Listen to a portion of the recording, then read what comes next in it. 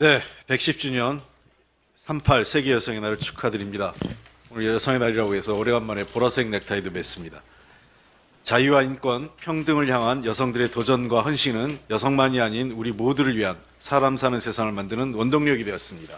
세상의 모든 여성들에게 뜨거운 응원과 박수를 보냅니다. 여성의 힘이 대한민국의 새로운 변화와 미래를 만들어갈 것입니다. 더불어민주당은 여성이 더욱 존중받고 마음껏 자신의 꿈을 펼칠 수 있는 대한민국을 만드는 데 함께하겠습니다. 대통령실의 입장에 대해서 제가 몇 가지 지적하겠습니다. 대통령실이 이종석 전 국방장관의 출국 금지를 몰랐다고 해명을 했습니다. 말도 안 되는 일이고 이게 사실이라면 국가 기관과 국가 시스템이 무너진 것입니다. 언론에 따르면 이종섭 전 국방장관이 오늘 호주로 출국 예정이라고 합니다. 출국 금지 보도 하루 만에 공수처는 이종섭 전 장관을 소환 조사하고 외교부는 이미 외교관 여권을 발급했습니다. 사실상 이종섭 전 장관의 출국을 위한 의례적인 조치라고 생각을 합니다. 다시 한번 말씀드리지만 이종섭 전 장관의 출국 금지 사실을 몰랐다는 대통령실의 변명은 거짓말일 수밖에 없습니다. 법무부가 인사검증을 합니다. 출국 금지는 법무부가 하게 돼 있습니다. 그렇다면 뭐가 사실입니까?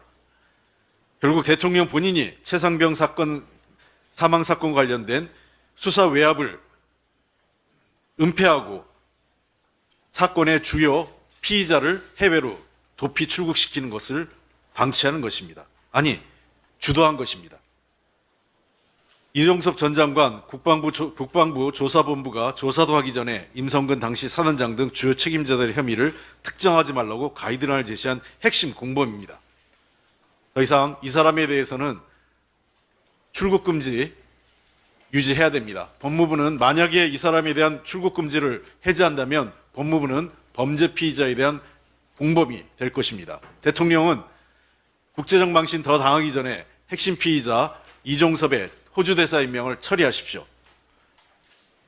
대통령실이 925조 퍼주기 지적에 이게 잘못됐다, 사실이 아니다, 왜곡이다라고 합니다만 이 모든 얘기는 대통령 스스로 한 얘기입니다.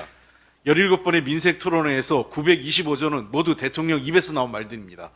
민간 예산이 민간의 투자 자본과 구분이 안 됐다고 하는데 애시당초 정부의 재정과 민간의 투자를 구분하지 않고 모두 자기가 한 것처럼 떠들고 자랑한 사람이 윤석열 대통령입니다. 그리고 이제 와서 민간 투자와 국가 재정을 구분하지 않았다, 구분 못한 분이 윤석열 대통령입니다. 민생 토론회가 선거 업무가 아니라고요?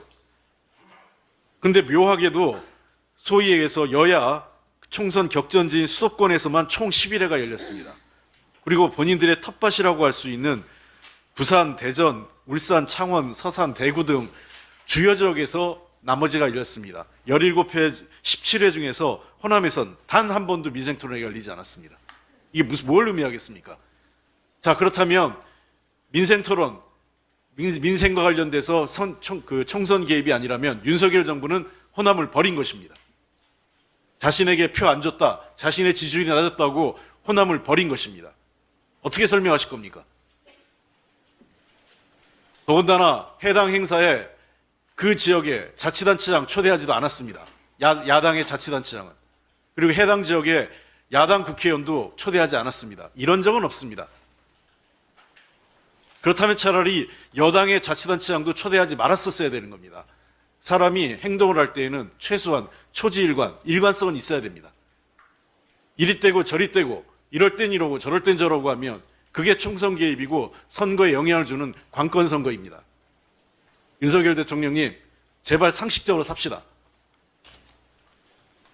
윤석열 정부의 총체적 경제 실패 심각합니다. 물가가 고공행진입니다. 유가의 고금리까지 다시 3고 위기가 다가오고 있습니다. 물가가 심상치 않더니 지난달 생활물가 3.7% 비상 상황입니다. 엎친 데 덮친 격으로 중동 정세 불안과 함께 오펙 플러스의 감산 연장으로 유가도 오름세입니다. 유가가 오르면 이후 공공요금 인상도 불보듯 뻔한 일입니다. 부채 위험을 뜻하는 신용갭은 14분기 연속 위험 경고입니다. 국민들은 고금리에 고통받고 있습니다.